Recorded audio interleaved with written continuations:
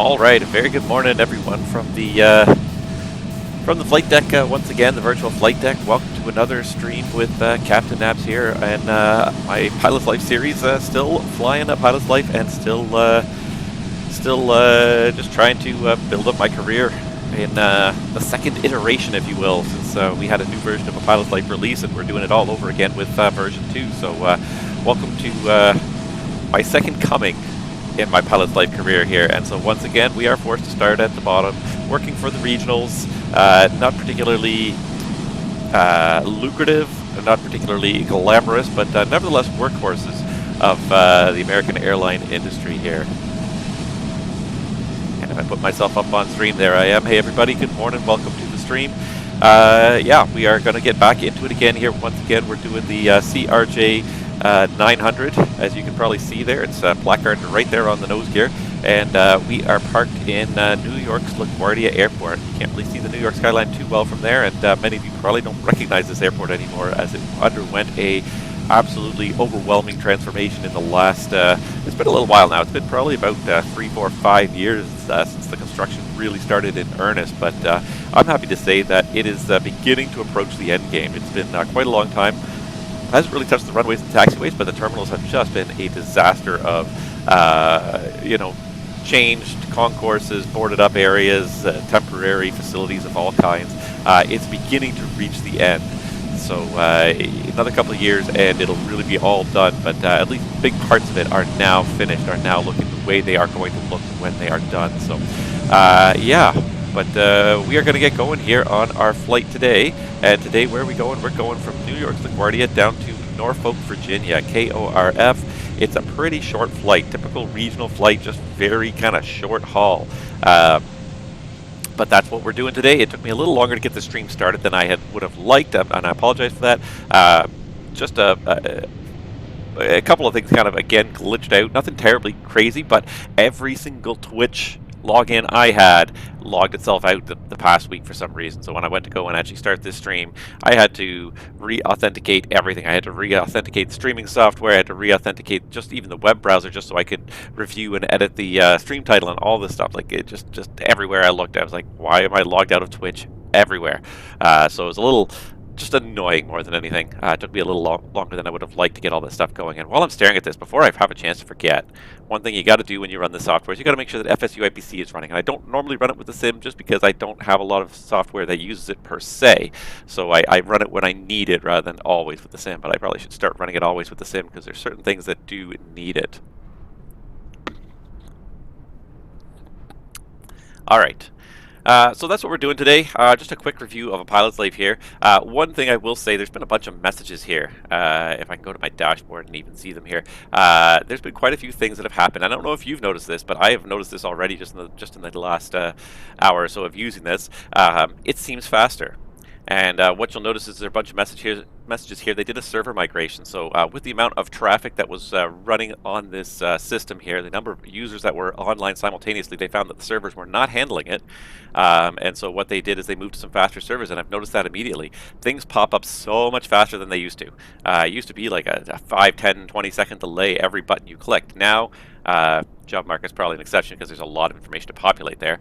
But even that, much faster than it used to be. So for those of you that have been using the software or are interested in it, there is a big performance improvement. Most of the stuff, this is basically, this app interacts a lot with the back-end server. All this information is kind of kept in the cloud. It's kept on a back-end server so that you're part of a dynamic community. So all these jobs here, different people are working for different airlines. So there's different there's different numbers of people, and you can only apply if there's vacancies. So it kind of neat the way it kind of keeps the world dynamic like that. But in order for that to happen in real time, it has to interact with that back-end database, and that's what it's doing. But it's doing a fantastic job of it now. It comes in much faster than it did before. Interesting stuff to see here, just even the community tab. They commented that it was the user numbers are growing constantly. So right now there's 250 connected pilots right now. There's 4,300 total pilots listed, and in the, what has it been, 6 months since this version launched, 178,000 flights registered, 320,000 hours. So lots and lots of use of this. I am nowhere near the top of these lists, because I just do this just on stream about once every, well, the goal was once a week. In reality, it's kind of switched off once every 2 weeks to once a month, but we're going to try and get it back up there in the new year. Anywho, let's get ourselves up there and going again, and we'll hop in the flight deck and we'll see if we can't get this flight underway. It looks like we do have some controllers, because somebody sent me a PDC. And it looks like New York approach is online, so that's great. We got some ATC to start out the morning, so we'll deal with that when we come to it. Right now, we got to hop in and just get everything started. I just got to get this headset wire keeps on kind of scratching across my me here as I look around. So I'm just going to try and move that to a better spot. That's a little better. All right, and so we're back in the flight deck again here. There we go. It's better if we center that. Let's start setting up. Roger. All right, so let me know how that background sound is, because outside the volume, the background volume was so loud. Refueling truck is on its way. Is this not set up correctly? Really? Stand by 1 second here for a technical glitch.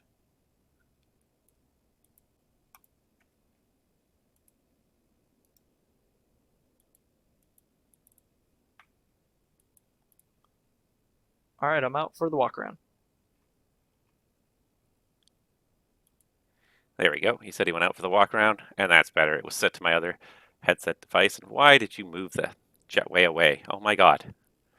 Sometimes I hate you. Bring the jetway back.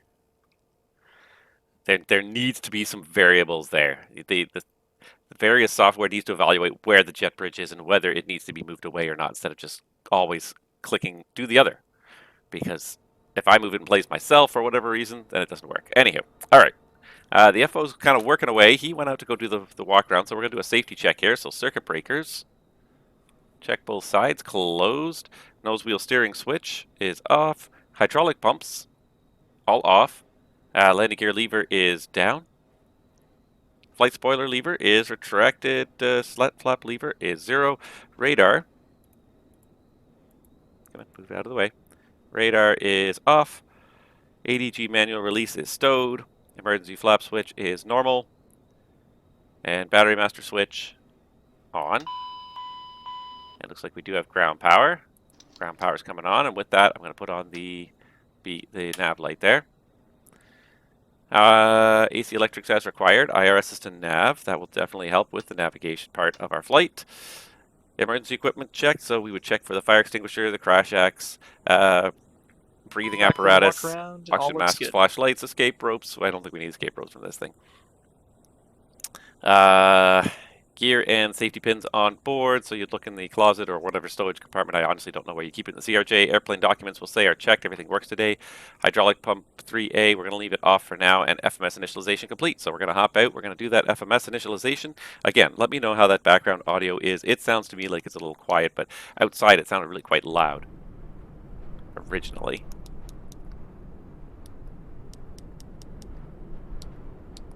Of course, now it doesn't.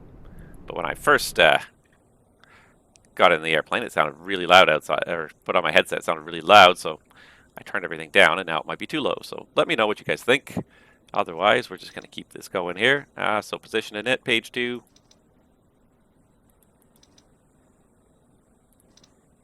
Fuel truck is in position. Fuel truck is in position. All right, so fuel load for today. If I can find my flight plan here. Here we go. So our fuel load for today, block fuel of 13,676. This will do 70%. Seems like a lot of fuel for an hour flight, you're thinking, right? And I agree, it is a lot of fuel for a 1 hour flight. And look at how fast this guy fuels. Holy moly. I wish every fueler worked that fast. While we're at it, let's request boarding. Boarding requested. Why are we taking so much fuel? My plan is that we may do the second leg today. And if we do that, I don't plan on refueling. Probably any Delta carrier would probably not refuel in Norfolk. They'd probably try to take their fuel because Delta is one of the few airlines that owns a refinery. They actually bought a refinery in Philadelphia, an old refinery that was on the market one day, and they bought it and they make their own jet fuel. So all across the Northeast, Delta doesn't buy jet fuel. They use the jet fuel they refine in their own refinery. They buy crude oil and refine it into jet fuel, which is kind of an odd peripheral business for an airline to be in. But when you think about how many flights Delta has and how much fuel they buy on a regular basis, it starts to kind of make some sense why they would do this. So anyhow, let's go into flight plan here. So yeah, so KLGA. So that's my plan. I'm going to simulate that. I'm going to haul enough fuel for the return leg. I don't know if we're going to do the return leg, honestly. It's a busy time of year, to say the least. Alternate today's KAED. It's a busy time of year, and our flight number is Endeavour 5009. So I may not feel like I have time, but I tankered up anyways on the thought that we could do it. We might do it. Let's see here. So New York clearance gave us Hi,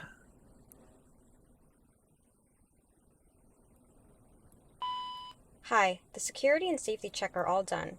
Are we good to start boarding? yes. Okay.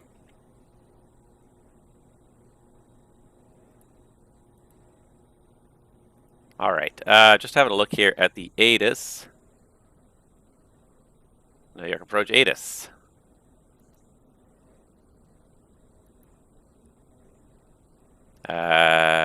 He doesn't have an ATIS up for LaGuardia. Okay. All right. Well, so he didn't give us a departure runway, which is unusual. LaGuardia 7. Looked like they were either departing or landing 3-1. We'll have to just wait and see. So, what is the wind doing at least? Let's see if that'll give us a hint as to what we're doing here. Because he doesn't have an ATIS up anywhere. 290, 15, gust 19. So, probably be 2-2. So, it's probably depart 3-1 and arrive 2-2. Seems to be a pretty popular configuration. So, we'll do 3-1 for departure. And we'll do the LaGuardia 7 departure off that. And it's a pretty straightforward flight plan. It's just a couple of waypoints here. Again, if I can bring this up. And what I will do, what do I need to do here? So if I can grab my AviaWorks tablet, because I haven't done this for a little while, and so you can tell that I am not ready. Come on. There we go.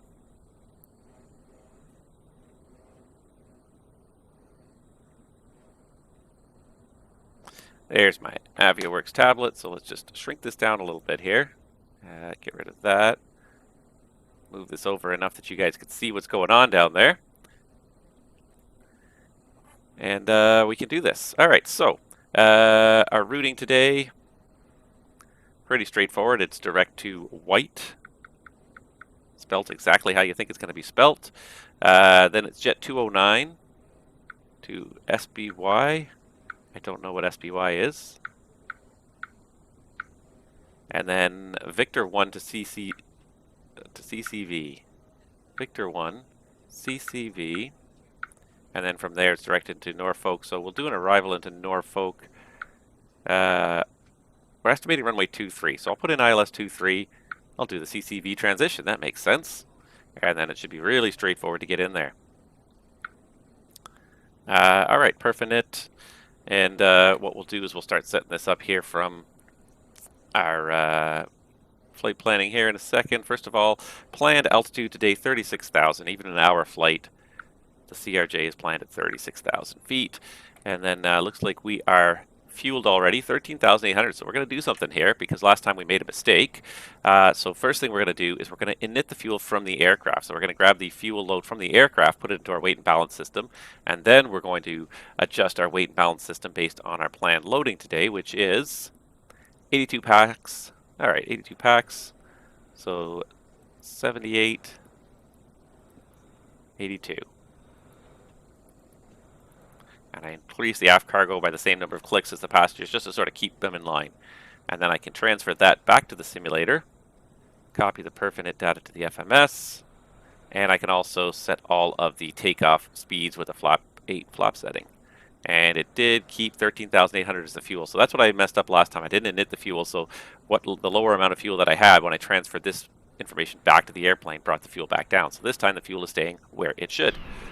And here comes some baggage load going on. Once again, the jet bridge is gone. I don't know what you guys are doing, but it's a good thing we have air stairs on this aircraft, since you guys seem unwilling to use the bridge to load. Yeah, so we got the perfinite going on here. Let me just go back into that a little bit. Actually, what we need is an alternate cruise altitude. Some mugger trait wants to offer me a promotion. Yeah, go away. I am not interested in buying viewers. No interest in that. All right, 26,000 feet to Dulles if we end up having to go to our alternate. So 26,000 would be our alternate cruise altitude. Execute that. Oops. And supposed to go to page 2 and just do a quick temperature. Let's see, ISO deviation of -2 and an average cruise wind of 260 at 83. There we go. And 268, that'll be close enough for calculation purposes anyways. VNAV setup. The only thing I ever really change in this is just I give it a 0.77 cruise Mach number because that's what that's what SimBrief seems to plan, so we'll run with it. So there we go. That is all planned out now and ready to go in the FMS. Has that FO come back from the walk around yet? I think he did actually, didn't he?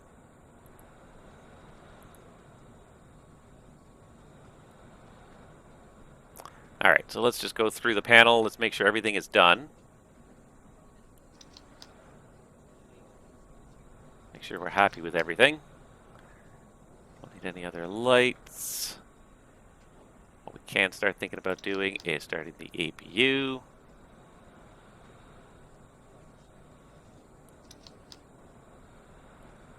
Alright, so that's starting. It's fine. Hydraulic test.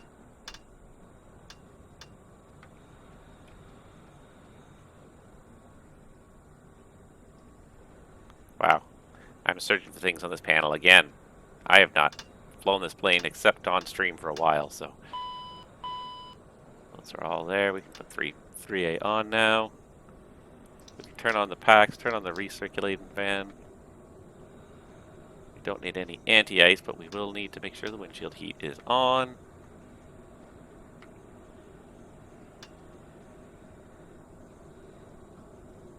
And no smoking on. We are fuel seatbelts on. Alright, and then let's go back to status. APU should be up and running just about. Sounds like it.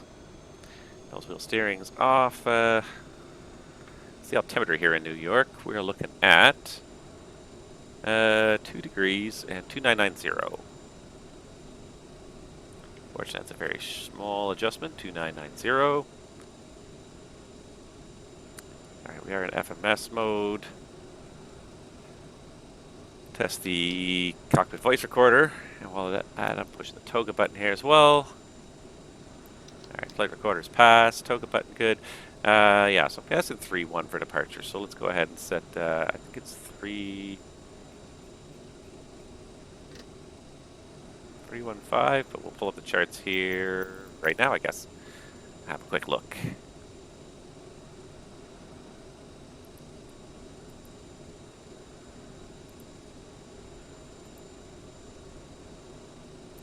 Alright, so for runway 31, it's 314, so I was very close. 314 is the heading. We'll just get you out of the way for a moment there. And passenger door, left and oil, make oil pressure, that's fine. And then top altitude, I believe, on this departure is 4,000 or 5,000. We're going to read the departure in a minute, so we're going to find out then for sure. So we'll put 4,000 for now. Disarm and rearm the anti-skid to make sure it passes its test. Overheat. And gear bay overheat test. Lamp check.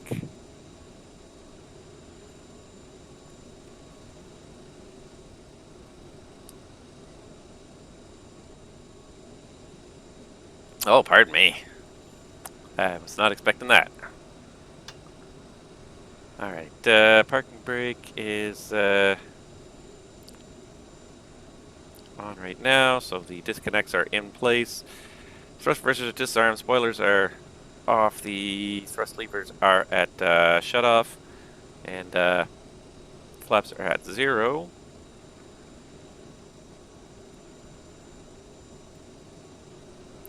Alright, make sure we get our stab trim on, our yaw damper on, our mock trim on, and the other thing we need to really do as well is just check those trims. It's a little bit hard to see both the buttons and the... But that works pretty well.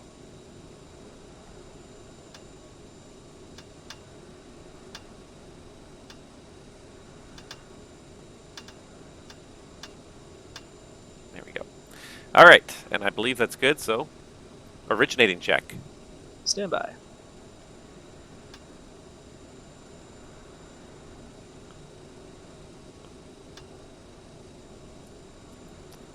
Maintenance status. Complete left. Complete right. Gear pins. Stowed. Removed. Hydraulic test.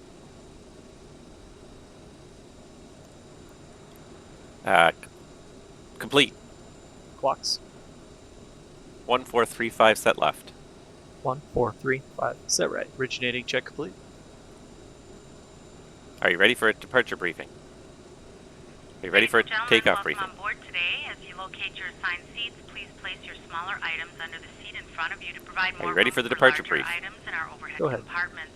If you need assistance, There you go, that's better. contact the flight Okay, attendant. so If you are today, unable to accommodate any item in the cabin, please bring it to let me the just boarding door recheck we'll and make check sure it that he's for not you. put up an 8 as he Also, hasn't. So we're we kind of need guessing to right now, see but if right you now are we're guessing departing runway your 31 for seat departure because I saw pocket. someone You are else seated depart at an 31. exit seat, also please So, and based on the winds, that kind of makes sense. So Hey departure, guys, all packs are on board. Are we clear to close? cleared to close. Thanks. Let me know if you need anything. Alright, so today we're going to taxi out. We're down here, I believe, at Captain, lane the cabin is 15. secure. So All very, very passengers are short on board. taxi out to Check. runway 31 down. Ah, I thought I muted that. Down Alpha and Zulu. Today we're planning the LaGuardia 7 RNAV departure here.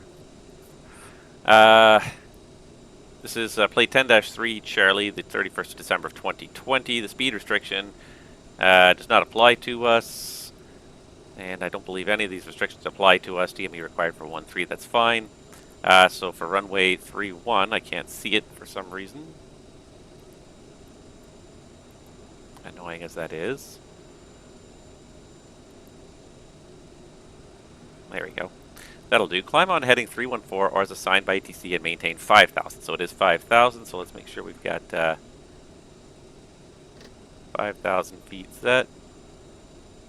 There we go. 5,000 feet is set and it's heading 314 or as assigned by ATC.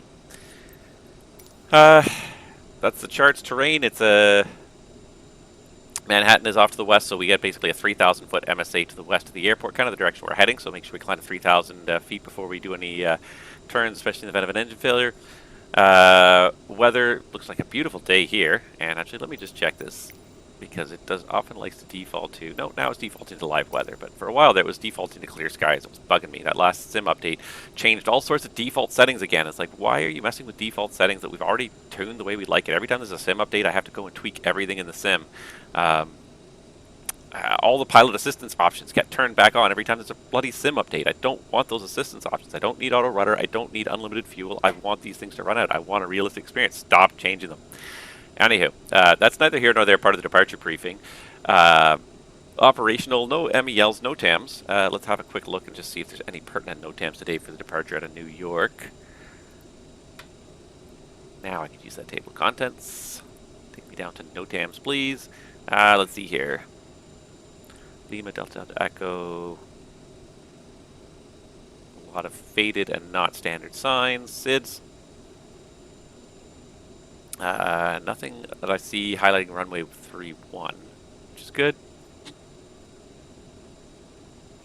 Nothing about runways at all. Perfect. Okay, so no SIDS. So yeah, other than that, just a little bit of unfamiliarity with the airplane is the biggest threat today. So we'll stick to the SOPs as much as we can. And if any of you see anything out there you don't like, just call it. Please call it, and we'll see if we can't fix it. Otherwise, I think that's about it. Before start check.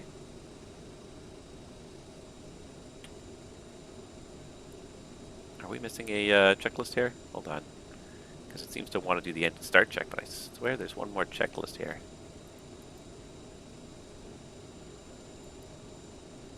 Maybe there isn't. Here's the checklists. Originating check, pre-start check.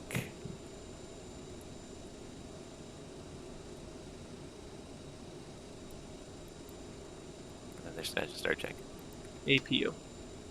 Cancel checklist. Roger. Pre-start check. Stand by. That's what we're trying to do.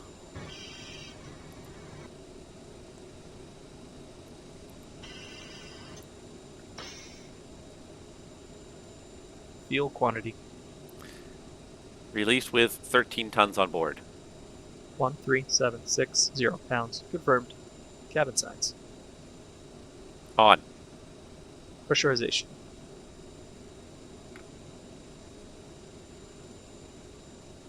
Set. Altimeters. 2990 set left and center. 2990. Set right and cross-checked. Flight instruments. Set left. Set right. Oxygen flow. Checked left. Checked right. FMS. Verified. Radios. Set left. Set right. Takeoff brief. Complete. Are you positive? Pre-start check complete. Because I failed to ask him if he had any questions. So now he gets mad. And New York approach is gone. Oh. Boo. Alright, well, we're going to stick with the squawk he gave me here of 1071. If I can just get this thing here.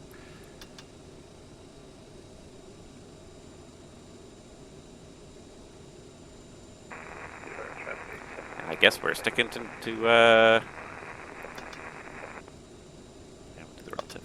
Guess we're sticking to Unicom now because we had New York approach online for the departure and he disappeared by the time we got going here. If I'd been a little faster, if I'd been on time getting going here, would have been better. But anyways,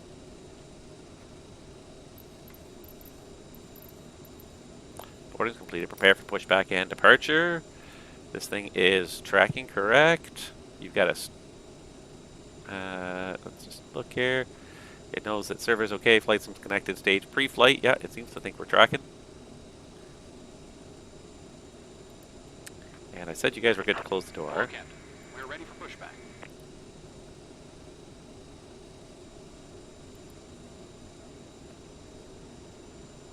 There that goes. Alright, so we can turn off ground power because we have the APU running. We can... The door is closed already. Disconnect ground power, take away the chocks, and we are ready to go. Alright, let's get out of here. Not bad, only 2 minutes behind schedule. Wow, that's pretty impressive.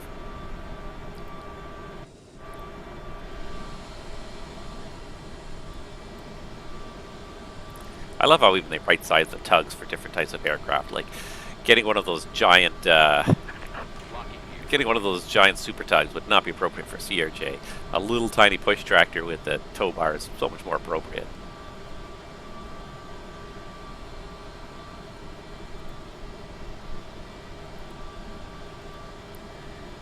And except for his head clipping the nose of the aircraft. But like, you laugh at some of these things, but consider the open worldness of Flight Simulator and the crazy ways in which this whole thing kind of comes together. Writing scripts for these vehicles to drive around an aircraft and provide realistic servicing, and these people to provide realistic servicing, not easy. Always my hats off to FS Dream Team for making the whole process look good. And they even have just a little bit of these guys are just sort of moving a little bit. They turn their heads periodically. He just kind of is shuffling a little bit his weight from side to side as he's standing there waiting for something to happen, as he's just about to bash his head into the nose of the airplane again. But a lot of this stuff, it's very well done. It's not perfect. These guys just sort of standing there just staring at their carts. Okay, not the best, and the fact that the carts are kind of parked one inside the other, but just consider the number of variables and different configurations of airport gates and everything. The fact that they can make GSX work as well it does, I think is something we should recognize as being pretty skilled programming at the end of the day. It's not perfect, but it's pretty darn good. Pre-start check. Stand by.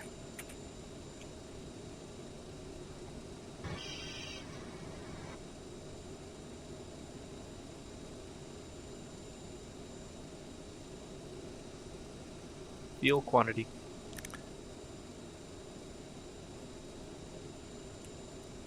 $13 tons. Release parking brakes. Cancel checklist. Roger. Engine start checklist. APU. On. On. Takeoff data. Set 479.014 pounds. V speeds are V1 146, VR 146, V2 156, VFTO 204. Flaps 8. Set right. Set left. Trims engaged and centered. 7.4. Release parking Seatbelt and shoulder harness. Check left. Checked right. Hydraulic pumps. On. Auto and on. Beacon. On. Nose wheel steering. Off. Doors. Closed. Engine start check complete. Alright, brakes are off. Ready for pushback. Let it start till 5. All engines clear. Start at will.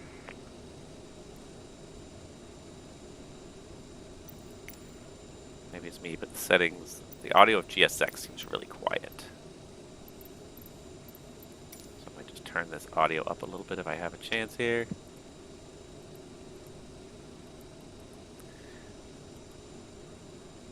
Start engine 2. Starting engine 2.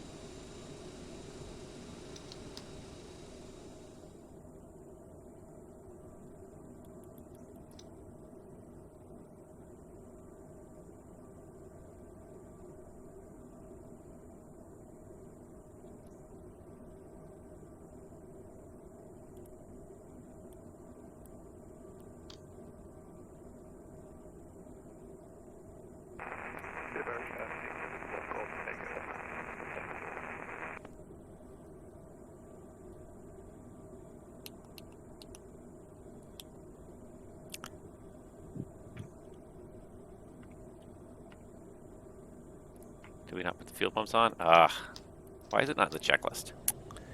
Rookie mistake.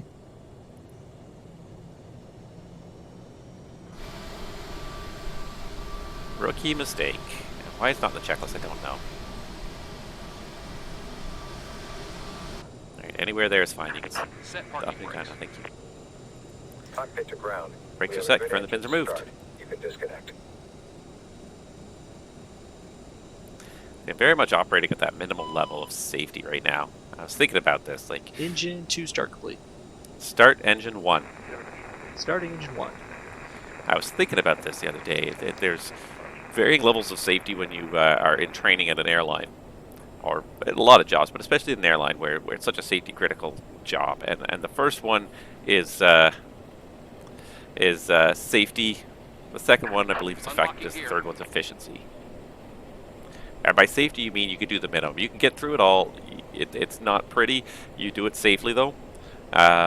When you get into effectiveness and efficiency, all the safety things are so natural, so second nature, that you can now spend a lot of time and effort making sure that the operation is as efficient as possible, doing things like single engine taxi and timing the starts to really get the engine started just when you need it for the takeoff. You know, knowing what shortcuts you can take, you know, when you're cleared for an approach, how tight can I cut it in? You know, when can I put out the flaps that is efficient and it's slowing me down when I need it to, but it's not out prematurely. I am not in the efficiency zone with the CRJ by any means. I am solidly in the safety zone. I know what to do. I know how to do it safely, but I'm not quick. I'm not efficient because I'm not practiced at it. All right, so hold up the pin. All right, excellent. Direct your attention to the cabin crew for important safety information. There is an instruction card in your seat pocket that illustrates the safety equipment on this aircraft. Regulations require compliance with this information as well as all crew instructions, lighted information signs, and posted flackers. Fasten your seatbelt by inserting the metal tip into the buckle. Tighten by I pulling turn on the armed, belt. and he To checks release the your rest of the seatbelt, controls. lift the metal flap on the buckle. It is our policy that you keep your seatbelt fastened at all times while seated. All Doors right. are clearly marked with exit signs and instructions for door Pre-taxi operation. check. APU. Each door is equipped with an escape slide. Locate the exit Set. nearest you. The nearest NES. exit may Set. be behind you. Electrics.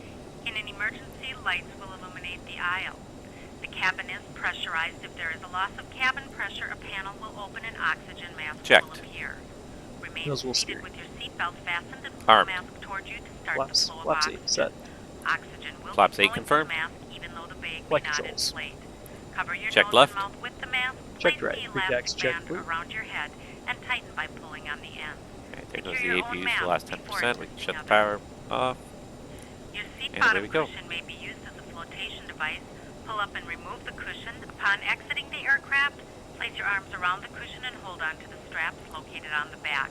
This is a non New York LaGuardia traffic. Endeavor 5009 is taxiing for departure. Runway Cabin 31. lights will now be turned Cow's off. on. Reading light buttons are located above your seat. Thank you for your attention. Cowls off. Cow's off. I'm assuming that's probably you, Squibbly, or it's just a coincidence that someone logged a Delta flight right near me there, but I'm assuming that's you. If so, I'll try not to be too quick here. It's going to be a really quick taxi out here, though, because the threshold of the runway is right there. So,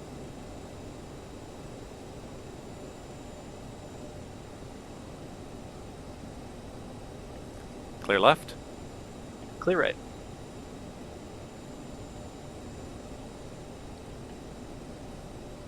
Before takeoff, checklist down to the line. Flight attendants, take your seat for departure, please.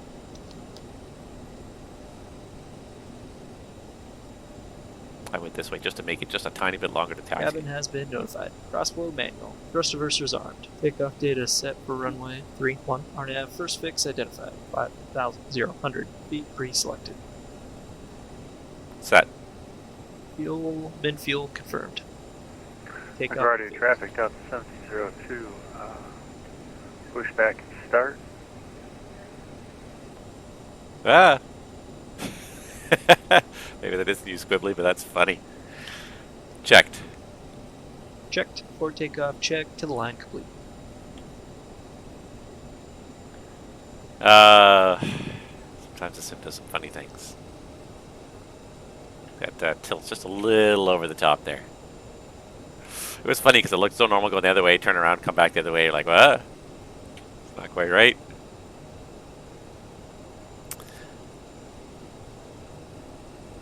What it do? What it do indeed. That is mighty fun pushback driving there. It's hilarious. You can't help but laugh at that.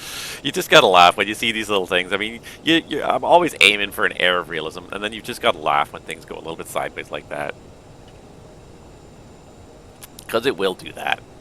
Things will just happen not the way they're supposed to, because there's way too many systems trying to work together in this simulator, and it looks good, and in a lot of cases it can be very realistic, but then sometimes you just get those weird little things. It just happens, and there's not much you can do about it. You just go with it. CRJ is on long tin can with a gear a long way behind the front there. All right, are we ready? New York LaGuardia traffic, Endeavor 5009, taking position runway 31 for departure. This will be the first time I haven't had VATSIM ATC on this stream for most of the season, really. Especially at the New York end. New York's been very, very good to me this season. All right, so let's get the lights on. Strobes on. Yeah, might as well just get the land. Oh, the landing lights are already on. Oh, weird. All right, landing lights on then. Before takeoff checklist below the line. Anti-ice. Set. Gas. Checked. Checked. For takeoff, check below the line complete. LaGuardia traffic Endeavor 5009 rolling runway 31. Ground Jazz 7246 requesting pushback and start clearance. Okay, push and start. Jazz 7246.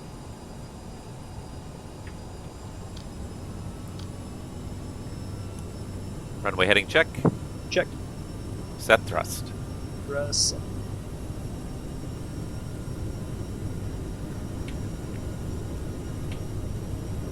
80 knots.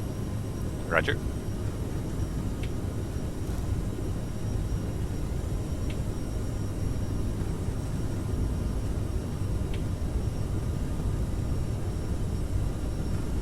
V1, rotate.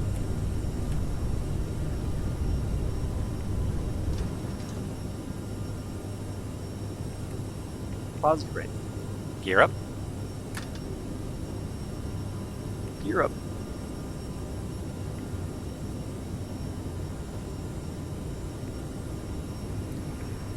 Speed mode, heading mode. 7002, taxi to 31. Set speed 220.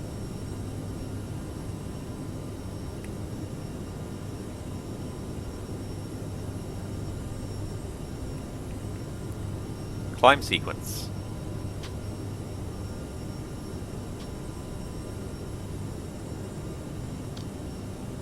Flaps up. Autopilot's on.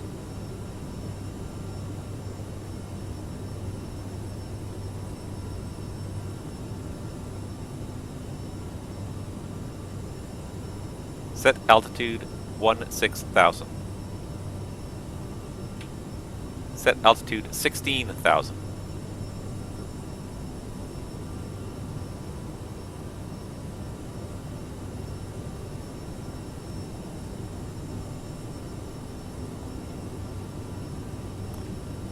He thought I'd set altitude 1,000. That's not good. What are you gonna do? Take myself away here because I just love this view. What a beautiful, gorgeous view. What a great looking sim for the most part, except for that little crack in the water. But other than that, great looking sim. Delta 1702, takeoff 31, regarding traffic. Alright. And as we go through about 5,000 here, we can probably do a direct to white. Should be clear of any Newark traffic at this point. Execute that. Put it into nav mode. There it is, FMS1. Here comes some clouds, so let's go ahead and get the cowl anti-ice on anyways. What's our TAT doing right now anyways? It's -4 sat, -11, yeah. Let's get that anti-ice on there. Oh, look, another gorgeous view.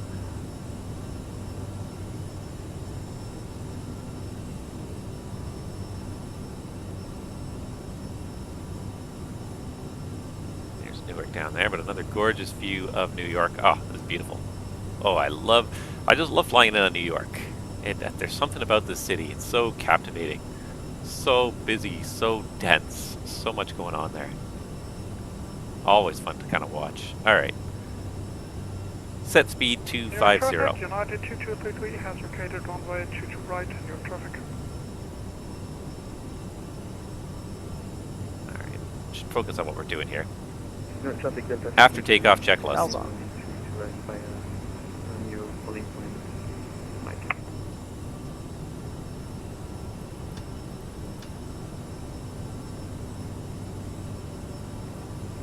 LaGuardia traffic, Takeoff Delta check. 1702, clear out, runway 31. Alright. Please refer to Put the myself back on menu here again, menu 'cause on board for the 2 meal choices and Beautiful, remember to beautiful choose view the down there. We're gonna pretty much skirt right over the bottom of Manhattan there as we head down towards White, heading out the south gate here in New York on our way to Norfolk, Virginia. So thanks guys for watching. I hope you're enjoying this show. I love looking out the window. That's one of the best things about being a pilot is looking out the window all the time and just seeing things you've never noticed before. There's the whole world is laid out in front of you, and you'll always see new things you haven't noticed before, whether it be some new building, you know, an airport, maybe something temporary, construction project, some boats or something going by. Like, just the whole world is out there, and you'll see them all the time. There's somebody, looks like somebody landing in Newark, or just departed Newark probably. It's a wonderful thing to see the whole world out there in front of you. All right, there's 10,000. So let's get the lights off We'll hold off on the seatbelts just a little bit here. But landing and taxi lights are off, and we can go ahead and accelerate to, we'll do 290 here.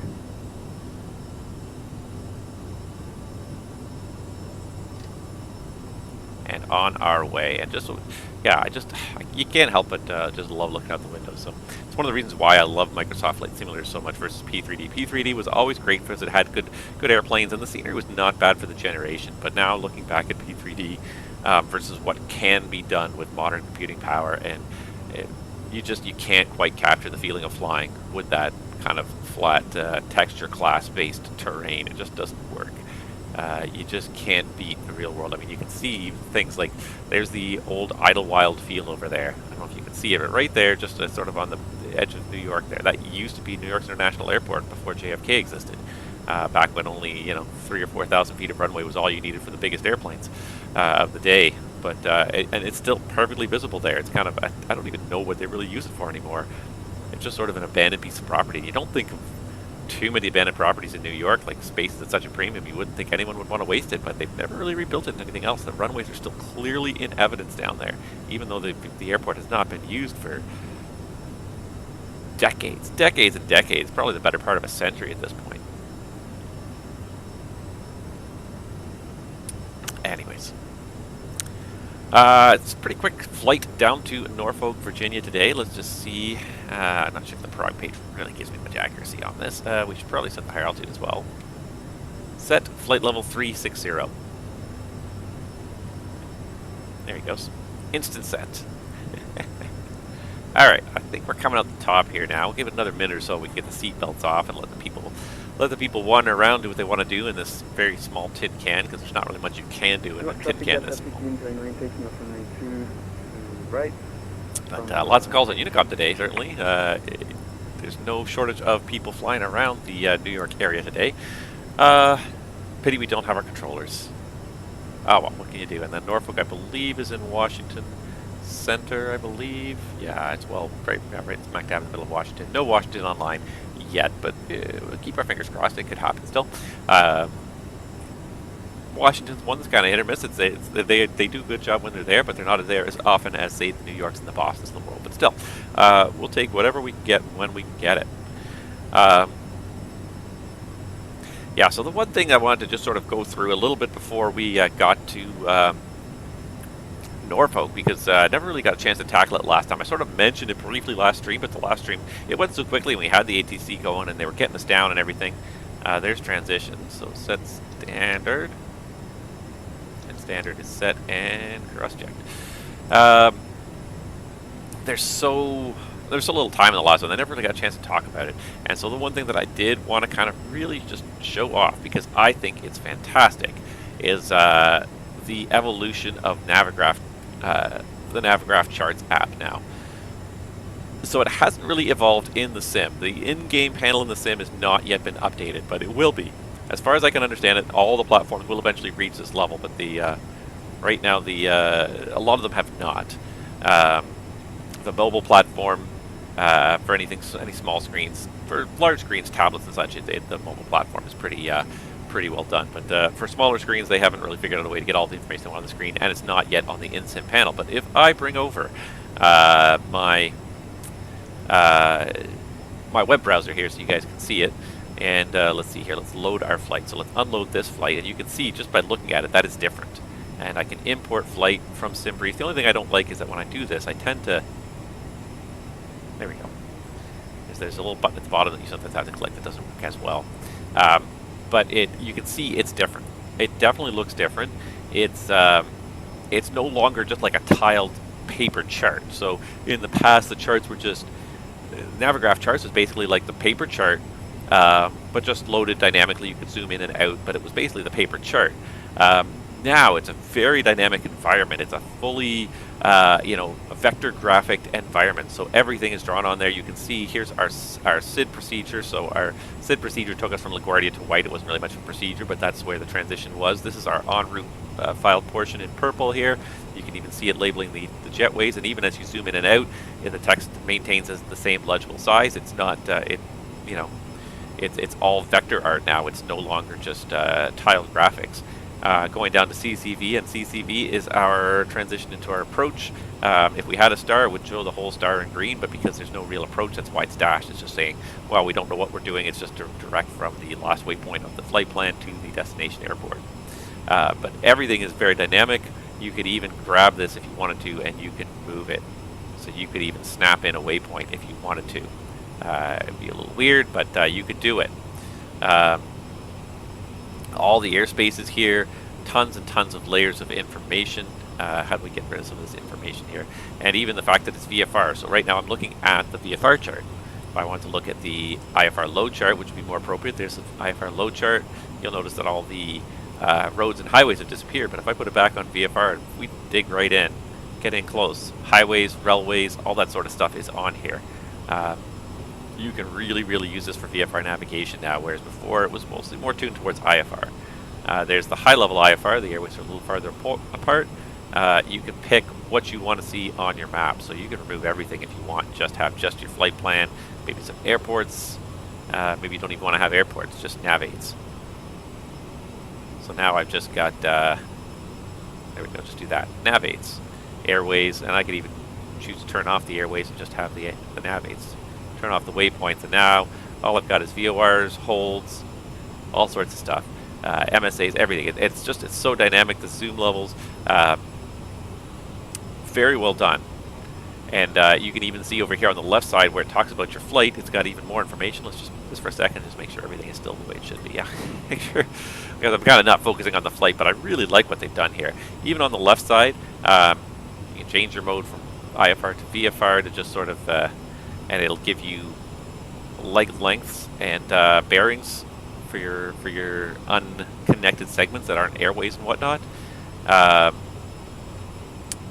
Select your flight plan cruising altitude, but then I also love this. It offers a runway at your departure point and shows you the wind components. Arrival runway. So because of our flight plan, we were planned for runway 23.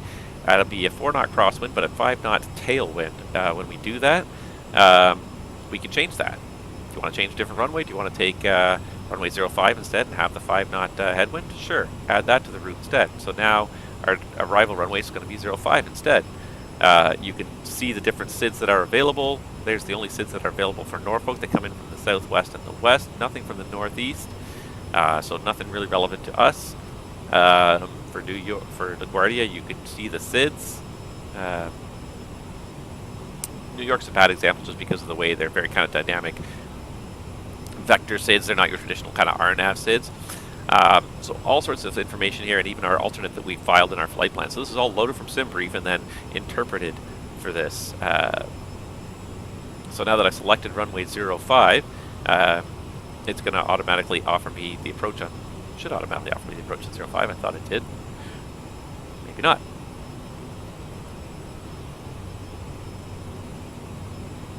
Sorry, stick with that. And I'm still learning this. It's all very new. I like it a lot. Information about runway 05. And I thought there was a way to automatically... No, I thought it automatically loaded the chart for you. But anyways, even just drawing all this information on here is quite something. It's quite useful to have this.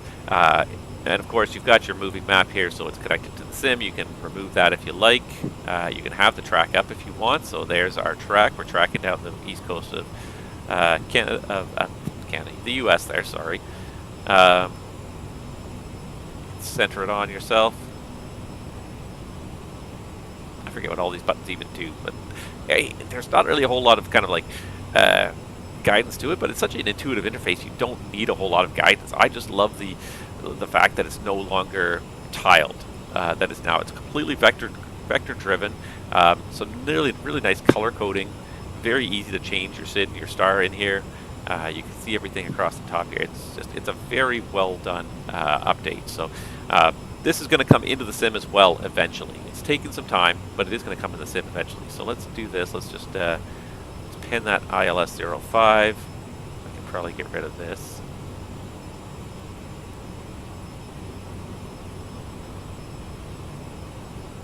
Edit, that's what I'm looking for.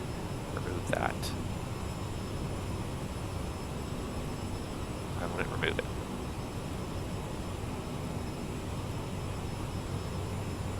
Weird.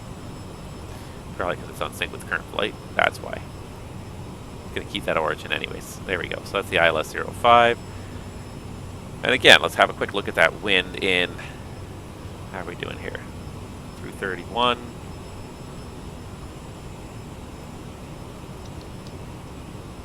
Let's climb at Mach 7.4. It'll get us there faster.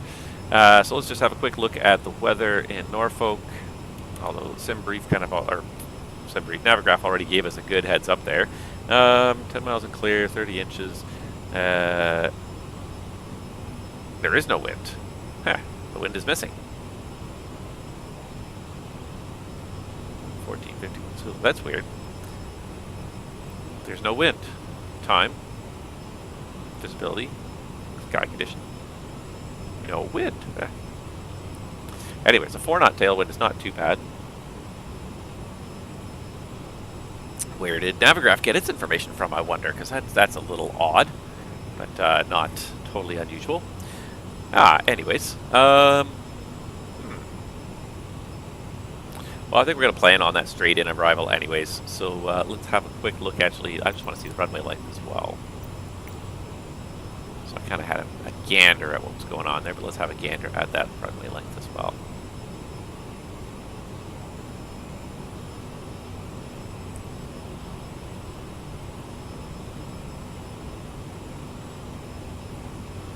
You can do it. There we go. Open the chart. Come on. Doing some weird things there. We don't need that. We just need the ILS-05 and 23. And taxi. Let's see, what do we got? 9,000 feet. So with a CRJ, 9,000 feet, 4-knot tailwind, not a problem. I was just going to see what it was with the tailwind, but yeah. 4-knot tailwind, not a problem. So we'll set up for that. And we're pretty much going to set it up here at top of climb because it's really, this is a short flight. I didn't even actually look at the actual flight time in the flight plan here. But we are filed with an air time of 52 minutes. So it's pretty much level off and get it done. That was one of the big things I wanted to talk about, was just that that Navigraph update, because that to me was huge. It was such a nice, well, and it's funny because like I liked a lot of what was going on here in the previous version of Navigraph. This is still the previous version of Navigraph, and it's perfectly good. You can overlay stuff on the real world charts. You can zoom in and out. You can find different stuff, but it's just like, you know, this is still, it's tiled. So when you zoom in and out, it's got to reload new tiles with smaller text so that it's appropriate done to the zoom level. So there is one advantage to doing something like that, and that is that when you're doing a tiled kind of map, instead of a dynamic map, the map maker can choose where to put identifiers. So if an area is cluttered, so take an example right here, you know, this fix, you can put the name in on the top left instead of the top right. You can put you know, fixed names in different places. So like this one right here, delay on this zoom level is off on the lower right instead of being to the top left where it normally would be, because it's too cluttered over there on the top left. So you can do things like that when you're custom making the map at each zoom level. But what a tedious thing to do to create that kind of that level of mapping, that level of detail.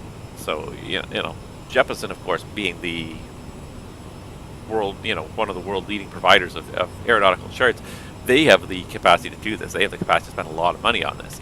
Navigraph as a offshoot and translator of their knowledge, their data, probably not so much. So relying on the dynamic vector-based updates, probably a little more easier on Navigraph in a lot of ways. And then you can just zoom in as a user and be able to see the waypoints. But still, I thought this was great, and it's a whole nother world better. I think with the update, especially the fact that they have VFR charts too, because that was something that was never available here. Really, you had high, low, and the world map, and I mean that's not bad, but it really is not a VFR chart per se. This is just like a road map. VFR charts are specifically tuned to pilots and show things that are relevant to pilots and that are good landmarks to pilots. That was 35 climbing 36. So having VFR charts available, and with this sim, that we have in front of us, as I was saying when we took off, with these beautiful things you can see out the window. You can see it so well. Why are we not, you know, using VFR charts properly, taking advantage of this beautiful, looking out of this beautiful world, navigating by looking at the world? And here I am, of course, flying IFR, but that's the name of the game. When you're flying an airliner at 36,000 feet, okay, you're not going to be picking out the individual roads, but when you grab that 172 and you want to just do some VFR cross-country flying in MSFS, Navigraph's got you back now.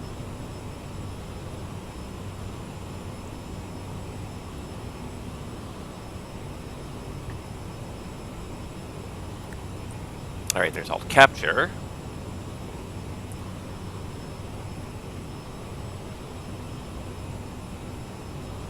All right. Let's see if we have a top of descent point at all here.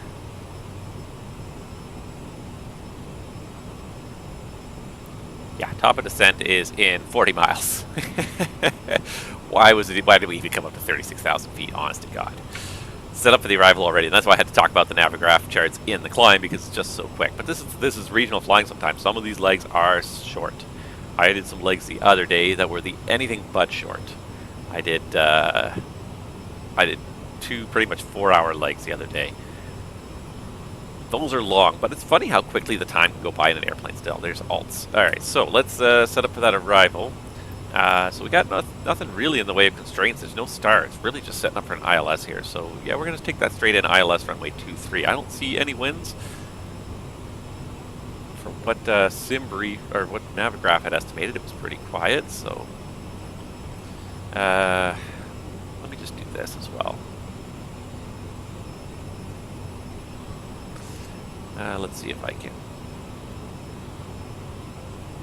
Mentor variable at 6 knots is the latest Mentor I see here. That's actually older. The TAF is for 280 at 6, 310, so kind of a cross, but anyways, favoring 2-3 initially. Yeah, started to become a straight cross, but not 2-3. So yeah, 2-3 is fine. We'll do straight into 2-3. So CVV Cape Charles VOR, we can do that transition, which should take us down to J Hall, left C. Let's just see that is all in here.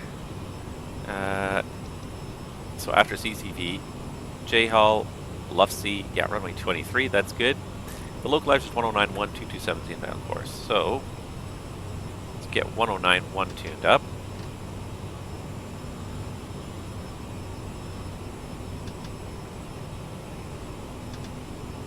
.109.1.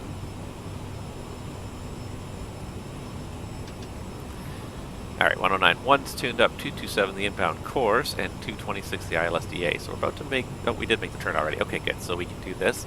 Let's see that heading bug first of all. So 227. So let's go heading. Select the localizer, and it's 227.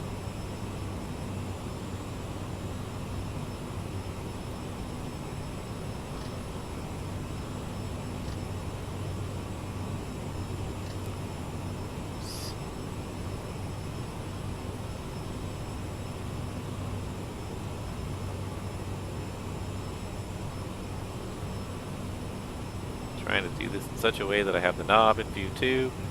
It's not the easiest thing to do this here. So that's 230, 229, 228, 227. There we go, that's 227. We can go back to FMS mode and re-engage nav. Slight little turn there. 226 the ILSDA.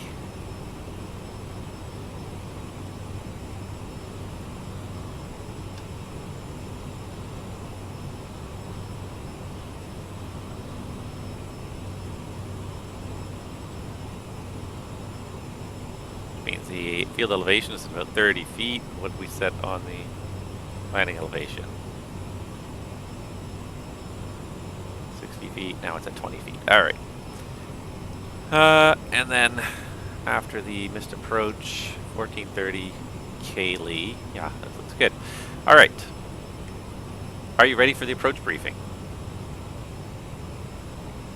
Are you ready for the approach briefing? Are you ready for the approach brief?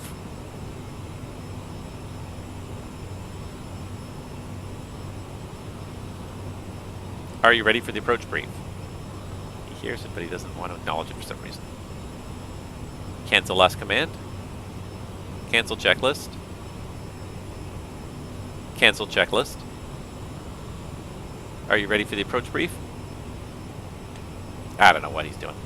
I can see that like the text to speech is recognizing what I'm saying exactly correctly, but it's not acknowledging. You should say go ahead or whatever. So weird. Anywho, we'll hide Navigraph behind there for now. All right. So we have no star transition today. We're just planning straight into the ILS runway 23 in Norfolk, Virginia. Loc 109.1, 227 the inbound course. 109.1 is set both sides. 227 was set. Oh, I didn't set on the left. Set course 227 on your side. Set course on your side 227. Okay, that should do it. He'll do it on his side. Yeah, the glide slope check height at Lovesey is 1600 and the ILS DA of 226. I've got 230 MDA set. Touchdown zone at 26 feet. The landing elevation is 20 feet. Missed approach is declined to 2,000 feet. Straight ahead on the ORF VOR 225 to the KLGA intersection and hold at 2,000. MSA as high as 2300 to the southwest of the VOR if we're off that missed approach course at all. Half mile visibility, Pappies on the left, and MALSR lighting system. Going into Norfolk, we'll take a convenient right turn. Probably by the time we stop, I expect we'll probably get off at Bravo, put us right there at the terminal. So very quick taxi, and I'm going to find out a gate in a second. And yeah, terrain again 2300. Weather is looking VFR, and operational. I'll check the note time in a second. What I noticed is that we have to start down now already. So let's go ahead and do 240. 240, and we'll start VSing down now. Starting out at 1500 feet per minute. Power back a little bit, and away we go. We're going down already. That was a quick flight down the coast here.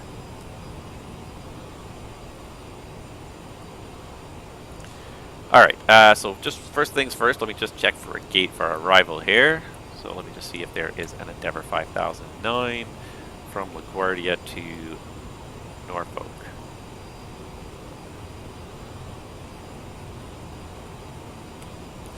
Looking it up on the other computer here, and the last time they did an Endeavour flight.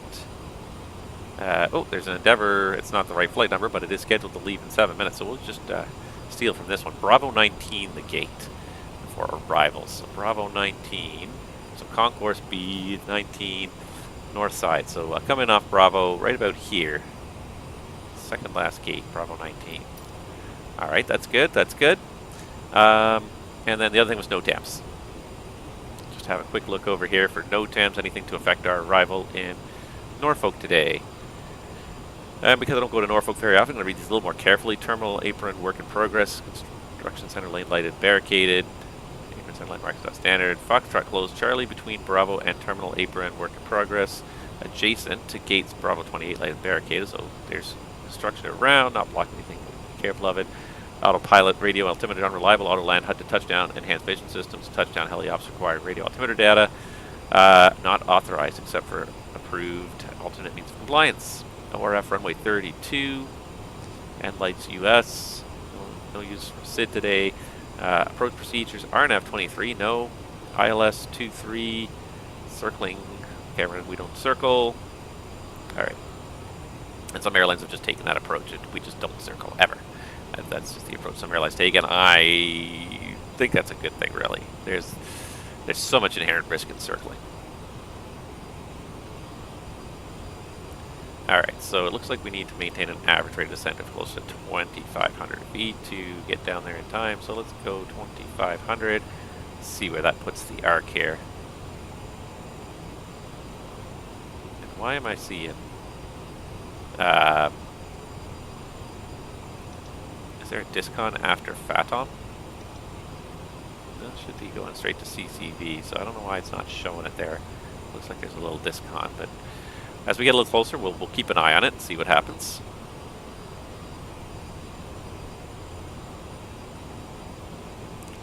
Alright, down we go. That was pretty quick.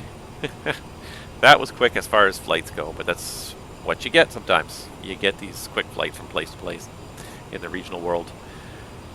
And that's why I thought maybe, just maybe, we might even have enough time to do the return leg back to New York's Kennedy. So this is Norfolk back to Kennedy. It's possible.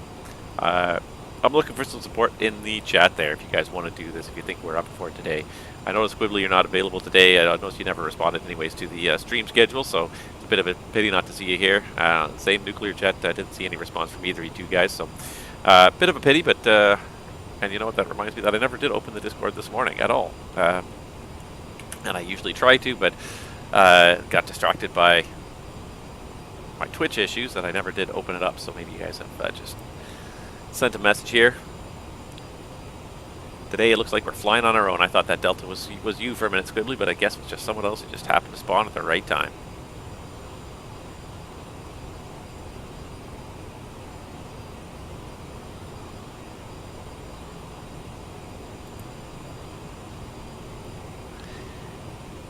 Alright, oh, and he sent me a message and said he had to work this morning, so it's a pity, disappointing, but what can you do? You know, that's it's duty calls, and when you gotta go to work, you gotta go to work. I am the first person to fully know and understand that. Having finally kind of started to get back into work, I've been in training for so long that I almost forgot what work is like. And yeah, last week was the first time I went to work for really actually work, did work where I got paid and the company actually made revenue out of me getting paid for the first time in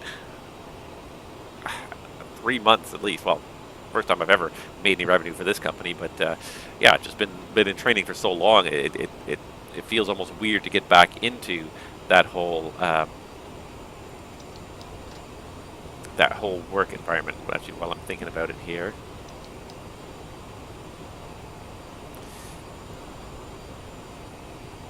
Descent check. Pressurization set. Fuel checked. Altitude.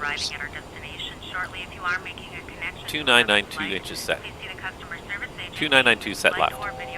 1013 set right. Landing data set 4754 pounds. Thrust reversers. Armed. Lights.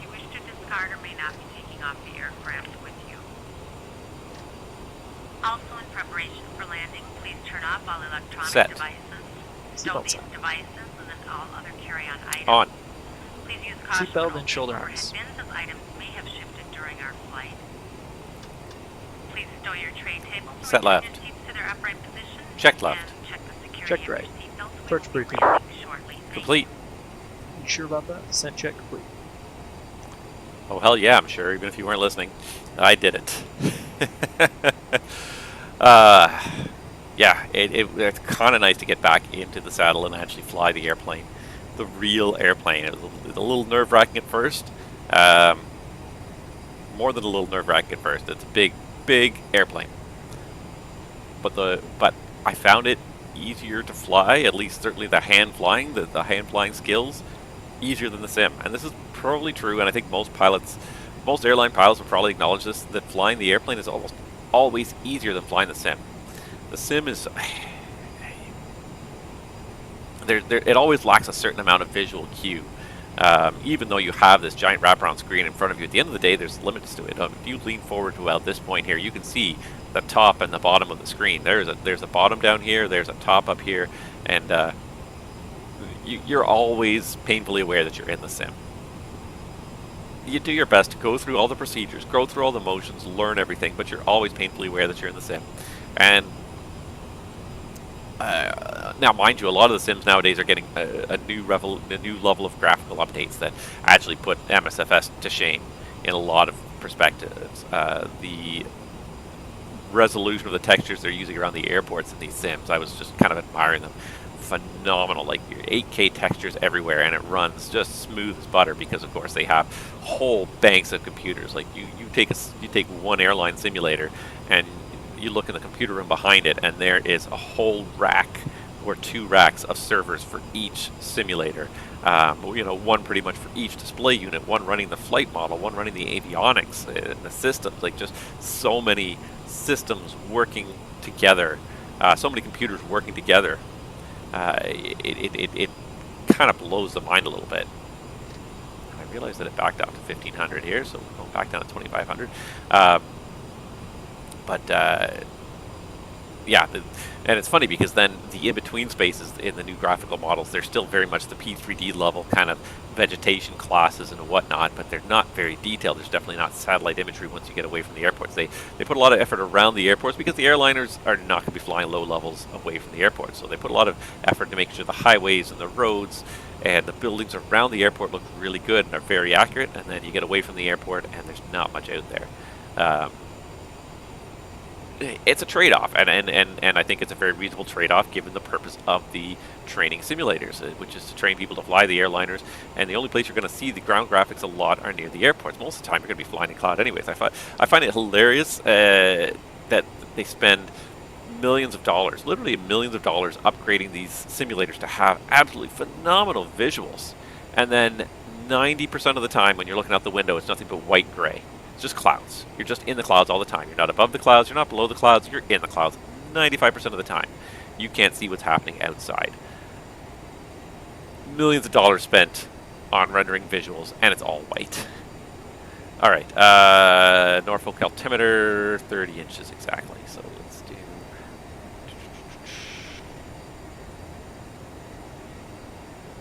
30 inches. But there's something about the simulators anyways. I kind of got off topic there, but there's something about the simulators that never quite land like the real airplanes do. No matter how much they try and kind of fine-tune them, you just don't get as much, I find. It's not even the tactile feedback, but just perspective feedback just doesn't quite feel the same. You know it's a 2D image out in front of you you're trying to negotiate with. What am I thinking here? Cowl ice back on as we approach this cloud deck here. We never really did turn the seatbelts off, but that's fine. That's... And what are we doing here? 5,000?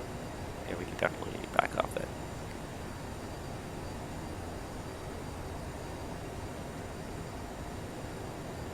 I wonder why there's a disconnect drawing there, because it looks like it's...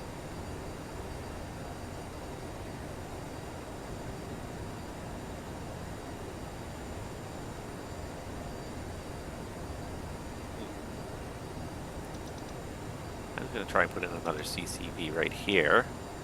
Nope. Cancel. CCV. And I don't know what it did there. That just made things worse. CC. Nope, it doesn't like any of that. That just seems to make it worse. So we'll come in here. If I have to, I'll do direct to, I think it's just, I think that's, looks like that might be like the heading towards it or something. I don't know exactly what it's trying to do there. Something's a little weird with this, but anywho. Actually, let's just do something here, because I realized that that was set up for something different.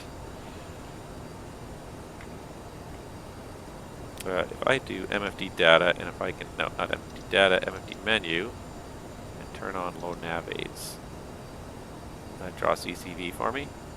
High nav aids? Nope, apparently not.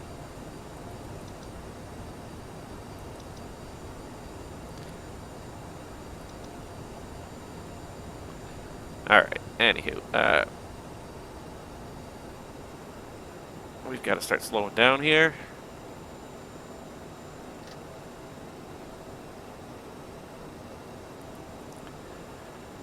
Got to start slowing down and get ready to throw out some flaps here as we head down into Norfolk. And I think I'm just going to do, because it's kind of got a weird little thing going on here, we're just going to do direct J-haul. Make it a little bit easier there. Alright, slowing for 250. Set speed 250. There it is. Get a nice visual target to look at there. Perfect. Settled in just under 250 there. Love it. Probably bring up the descent rate a little bit again now. Alright, this is when I should have done the descent check in this airplane, but I'm just not particularly up on the CRJ, unfortunately. Just not up on the CRJ. It's okay. All of my effort's been focused on the other airplane, but good to get into it. And it's funny because I've had a really kind of good training footprint. The first 2 flights I did, the first round trip I did, it was a beautiful day. VMC. It was night. The first leg was night, so it was a little maybe just odd flying at night, but it was a beautiful VMC day anyways. Not a problem getting in or out. As the return leg was absolutely gorgeous, just that day, and then the second flight was on the second turn. The third and fourth flight were on Thursday, when we were supposed to get all that snow and mixed bag of precipitation in Toronto, and it was what a great day for training at the end of the day to do that, because it just allowed me to see so much more. Like, it was great the first day was kind of easy in VFR and just sort of sit in the airplane and just sort of go through the motions and understand it all. But then the second day really got to see a lot of stuff, de-icing and cold weather operations and dealing with runway conditions and all that stuff, and really kind of apply a lot of that stuff that was sort of, we practiced quite a bit in theory but hadn't actually done it yet. So it's really kind of good to see those things kind of come together. So I have to say, like, what a great kind of progression to go with an easy day the first day, but then the second day was quite a bit of a challenging day, but in a good way, and that I learned a lot from the challenge. So and you know, that's what you want. You want the learning period to be educational. I felt it was very educational.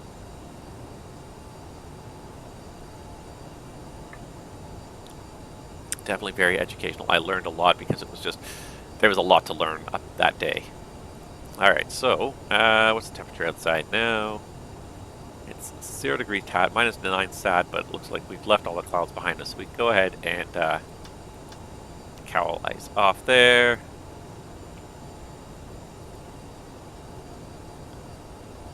And just gotta get to J-Hall. 2,000 feet at J-Hall. We can go ahead and set 2,000 feet, I think, at this point.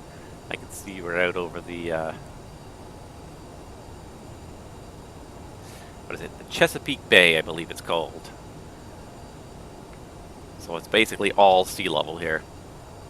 We're just scraping this coastline here, but basically it's all sea level. There's not too much in the way of terrain out here. So 2,000 feet, just a little bit before J-Hall. That's looking good. We'll have some time to level off, get the speed back a little bit, and get ourselves configured for this approach. This is going to come up really nicely here.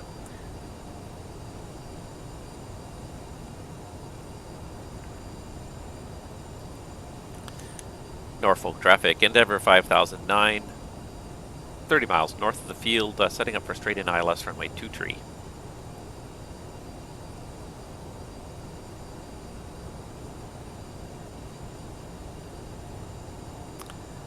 And I wonder how well detailed the naval base is too, because that's one thing Norfolk, Virginia is famous for, is it's a big naval base right on the Atlantic here. I believe there's a Naval Air Force station, not Air Force, but a Naval Air Station is what they call it, I believe, is part of the base as well. So I think hopefully when we come across there, we'll see it. Years and years ago, I took a vacation down here when I was a kid. I remember doing a family drive down here, down through Delaware, and across the Chesapeake Bay Bridge, which is a combination bridge and tunnel that just stretches just right from the tip of this peninsula all the way over to Norfolk. It's a combination. It's like a 22-mile long causeway or something with like 2 tunnels in the middle to allow ships to go over it. But I can only imagine what it was like when people first proposed some of these projects. You know, like, oh, we're just going to build this 20-mile bridge across, you know, this stretch of tidal, basically ocean here. You know, it's such a large body of water, it is almost ocean. Oh yeah, we'll just build that. Like, some of these bridges, when they first built them, like, we kind of take them for granted now in the 21st century, but when they were first proposing them kind of in the mid-20th century, some of these things, it's like, yeah, that project's just too big, you'll never get it done. You can't make it feasible. I mean, the Confederation Bridge, let's build a bridge from PEI to the mainland, from Prince Edward Island to the mainland. Oh yeah, let's just do that. Sure, why not? I'm over these ice-filled waters. And they did it. They got it done. The Eisenhower Tunnel through the Rockies. No one ever thought they were going to build that either. They thought that that interstate was never going to happen. It's just like, oh, it's just too expensive, not feasible. Never say that to people because they'll always find a way. Human beings will always find a way to kind of build it.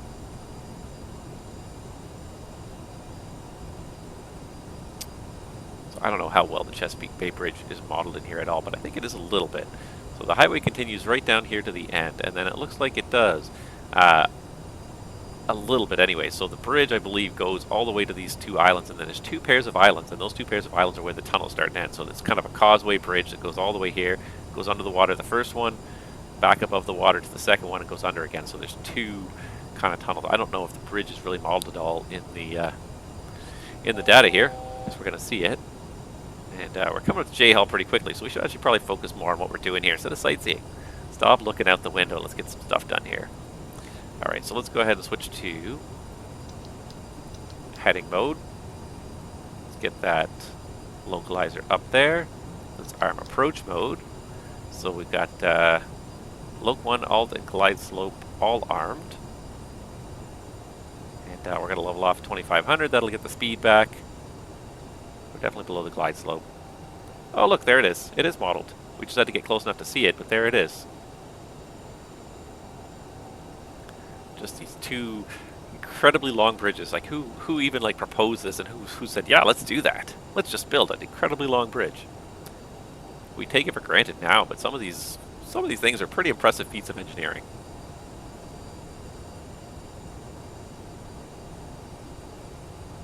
It's an incredibly long bridge.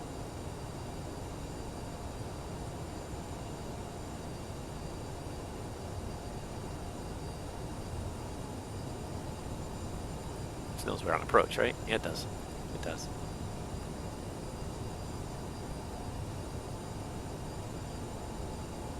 Course alive. Roger. Loc 1. Cow's on. Cows off. Cows Flaps off. 1. Flaps 1.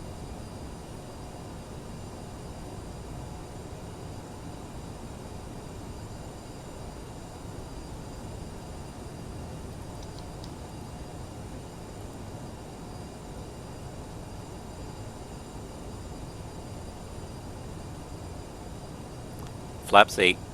Flaps 8.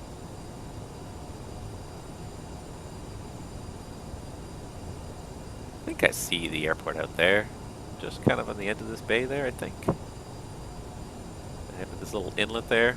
Looks like some gray. It's about the right spot, yeah. Glide slope alive. Roger.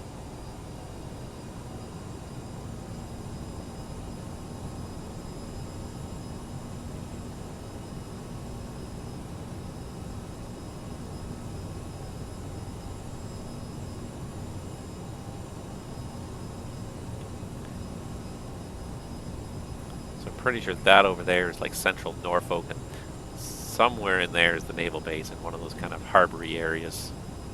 I don't remember exactly where. It was years and years since I've been here, but maybe it is straight ahead. I don't know. I honestly don't remember. I think that's it over there on the... I don't know. Focus, focus! Yeah, that's the airport right there for sure.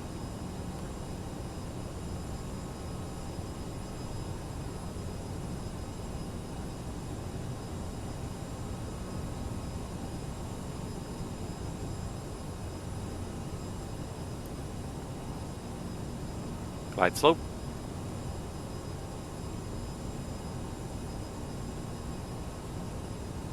Gear down. Gear down. Left C 1620. Flaps 20.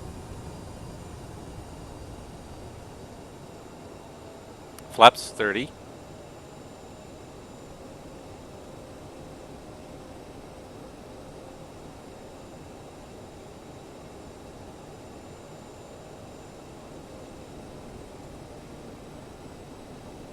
Flaps 20.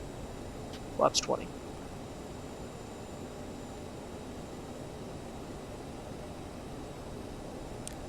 Flaps 30. Flaps 30.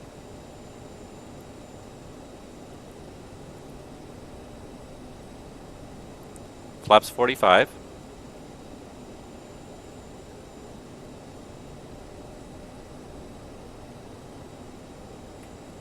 Set speed 148.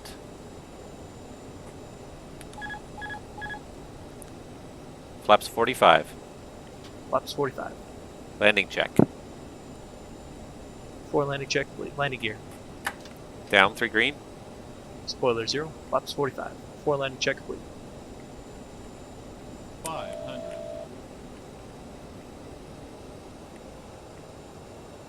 400. 300. Sink rate.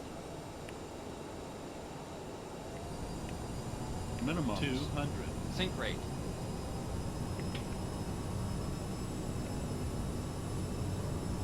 $100. Light 50. slow. Light 40. slow. 30. 20. 10.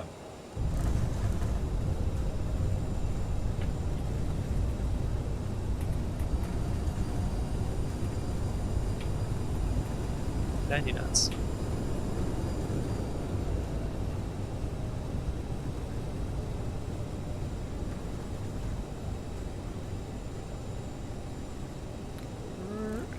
Just gonna make this one here.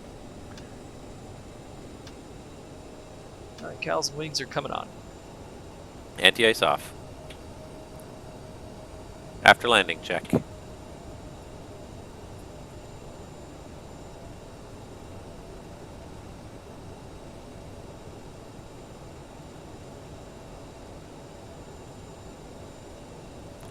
They certainly do make it easy to find the gates, don't they? These big numbers. Norfolk traffic, Endeavour 5009 is clear of runway 23 at the terminal.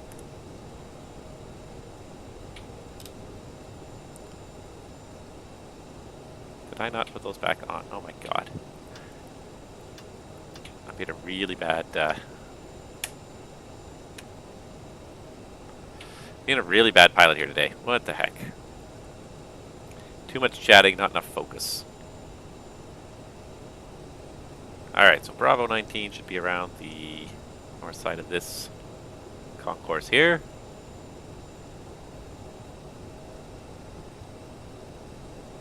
After landing check. I think he's doing it, but he's just taking a sweet time to get it done. Ladies and gentlemen, this is the conclusion of our flight. Please remain seated with your seatbelts fastened until the captain There's has center turned line, off there the seatbelt is. sign and the aircraft is parked. There's somebody safely parked at on the it, so gate. we'll This just will be your indication it is safe to move kind of above the cut cabin, through the gate gather area your to avoid hitting this guy. and disembark. We'd like to thank you for flying with us today. We appreciate your business and hope to see you again on a future flight. Alright, we said 19, I believe, right? So 21, 23. I see 19 up there.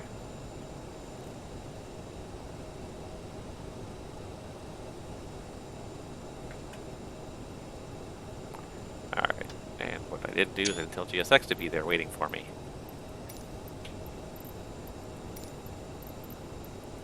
I'll tell them now. Delta. It's this one, isn't it? Or is it that one? I can't tell if it's supposed to be that one or this one because there's no jet bridge down in that last one. So I think it's this one because, yeah, there's the marshaller right there. Okay, it's this one. Weird. There's no marshaller down in the last one.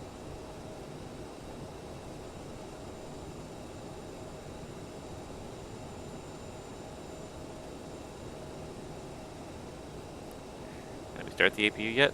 We did. Okay, good. But he's good. He's on it. For once he started the APU when I needed him to. He likes to start the APU when I don't want him to.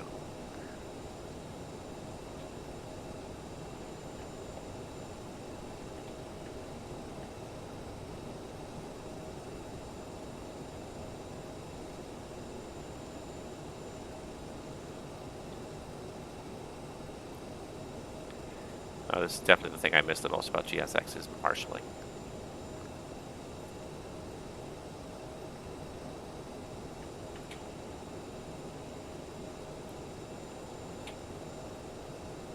I feel like we're going really far forward here, maybe not. It's okay. Can I just look at this for a second? Because I feel like we went way farther forward than we needed to. Yeah. I got to do something about that. But anywho, we'll call that a day. Alright, and the APU is up and running.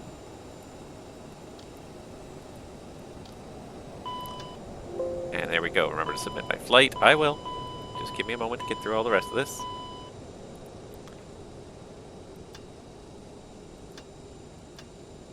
Shutdown check. Shocks and brakes.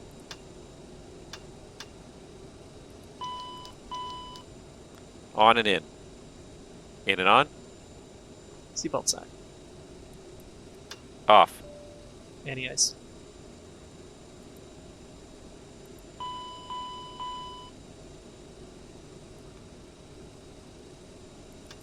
Off.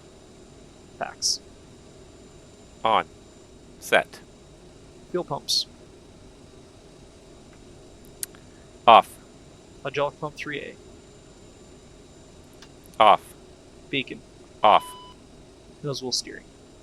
Off. Are you positive? Transponder standby. Shutdown check complete. Alright. That bridge to come down here. Well, we made it. A few little flubs here and there. Again, I'm just I feel out of touch with this airplane. It has been a while since I've done a lot of flying in this. For the first little while when I had this airplane, it was the only really good airliner in this sim. I loved it, and I flew it a lot. And I still like it in a lot of ways, despite the lack of automation. But also, it's just it's a fun little airplane. You can get in and out of a lot of smaller airports. It feels very comfortable operating into smaller airports. Really, LaGuardia does not feel like a strain for it. But it's a fun little airplane, and it's a good little way to kind of get a start in this career. So let's go back here, and let's go ahead and hit submit flight. Hopefully I didn't do too bad. I think it was late getting the lights off and a few other things, but overall I'd say it was a pretty good flight. Things kind of got a little bit hectic on final there. I forget, when I use the FS2 crew, I'll be honest, I forget that I have the Honeywell, and I have to put the gear down myself. It's a hard lever, and I can ask for gear down all day, but it won't go down if I don't move that knob myself. So that kind of happened on final, and I realized that. So it's just something I'm not used to kind of integrating with the FS2 crew. But let's just check that logbook and see how it goes here. See how that one went. Score of 98. Pretty good. Pretty good. I could do better. I could do better. Come on. We can do better than that. Landing lights, taxi light. Those are the things that I missed there. So, yeah, because again, all the light switches, I also hardwired them onto my honeycomb, and it's so nice to have it. It's so nice to have this honeycomb unit. The thrust levers feel so natural and normal. The speed brakes, the flaps, having all these buttons, the autopilot controls on it, the trim wheel, the gear, like everything about it feels so nice and natural. I love it. But it makes me forget some little things here and there, and the light switches is one of them. I'll activate the light switch in the airplane, but it doesn't do any good if I haven't taken on the hardwire switch here on the panel too. So, anyways, yeah. How are we doing here? I think that's all I'm going to do for today. It's a hectic time of year, to say the least, and I think everybody knows that. Christmas is just incredibly hectic. And why don't I do this? Though I can do this, get GSX animations going here. Requesting boarding, please. Yeah, it's an incredibly hectic time of year. What can I say? I've got a lot of stuff I have to do. Oh, for crying out loud, stop moving that bloody jetway back and forth. Honest to God. So I think I'm gonna call it a day there. The leg back would be short, but it would take us. By the time I got going again and got the stream finished, it'd probably be about another 90 minutes to 2 hours easily. So I think I'm going to pull it there and save the last 2 legs to go for another day. So that's all we've got left to do in this schedule here. 2 more legs. Norfolk back to JFK, and then JFK back down to Dulles. So 2 pretty short flights, basically an hour flight each one, give or take. So I will definitely have time to do those come the new year. I don't know if I'm going to get anything in that in-between week between Christmas and New Year's. Maybe I will, maybe I won't. I don't know yet. We'll try. I'll put out some feelers on my Discord and see who wants to do it in that in-between week, maybe during the week, if anybody has the time off work. But in the meantime, this might be the end of streaming for this year. So first of all, happy holidays to everybody out there. I hope everyone gets a chance to do what they want now that COVID is kind of finally, it's not over by any means, but we've kind of given up on the ultimate paranoia, and we're sort of moving back into let's have some normal relationships again. I hope everyone gets to do something they want to do for Christmas with people they want to do it with. Or whatever holiday you celebrate this time of year. I shouldn't say Christmas. Whatever holiday you like to celebrate, I hope you get to spend it with people you enjoy spending it with, and celebrate it how you like to celebrate it. Hopefully you guys will all enjoy that. Hopefully I will see everybody in the new year. Like I said, we'll send out some feelers and maybe a stream in that week between Christmas and New Year's, but I don't know. And then come January, hopefully I'll start to have a little bit of a regular schedule again, hopefully, and we'll get these streams in a little bit more often. We'll finish this first month, and I think what we'll do is we will probably apply for another job. Endeavor's been fun, but I would like to move on to some bigger and better airplanes. With my scores the way they are, I could definitely get a job at some bigger airlines. So I'm thinking 737 type airline. You know, kind of meet with, kind of take advantage of that PMDG airplane, but we could do some different stuff. I'll have to have a good solid look here. I still want to mostly fly North America. It really is kind of, it's my wheelhouse. I know what I'm doing. I know what I'm doing, and also the time zones kind of work. I go to Europe, and the time zones don't always work as well. So yeah, we'll have to see what airlines we can get aircraft license available. If we eliminate that, this is all the airlines I can apply to in North America. That kind of takes it back a little bit here. So I could do the likes of WestJet. There's starting to be quite a bit of good Canadian scenery. We could do the likes of WestJet and Swoop. We could definitely try for the American mainliners, United, but I don't think with 5-star requirement, I don't think we'll quite get in there yet. But even Southwest would be a bit of a strain. I like Southwest. Southwest would be fun. There's lots of good routes in Southwest, but there's a lot of missing hubs, and that's the problem with Southwest. There's no good Houston Hobby. There is a good Chicago Midway, but there's no good Houston Hobby, no good Dallas Love Field, and those are the two major hubs for Southwest that would be hard to kind of get away without having. So Southwest would be a bit of a challenge without those major ones. Flair's a possibility. Again, kind of Canadian, kind of shooting the secondary Canadian airports, but that might be a little bit more fun. Just trying to think of other good 737 operators. I believe Alaska operates a whole ton of 737, so could do something like that. Nice, good Seattle base up and down the west coast of the U.S. would be kind of fun. Definitely some possibilities, but it's also a 4-star airline, so it might be a little bit challenging to get in and out to get into that one. I'm looking really for kind of 3-star. 3-star and under, probably I'll have no problem getting into. 4 and 5-star, still be pushing a little bit. 1-star, no problem. Take me hands down. Anyways, some time to think about it. Sure. Some time to think about it, but come the new year, we're going to have to start thinking about what airline we want to work for next, take a new job, and, you know, hopefully earn a little bit more pay.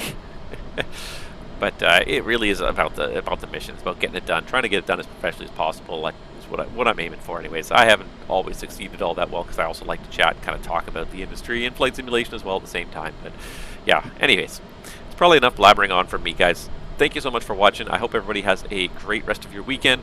Happy holiday season to everybody, and we will see you guys all out there in the virtual skies real soon. Take care.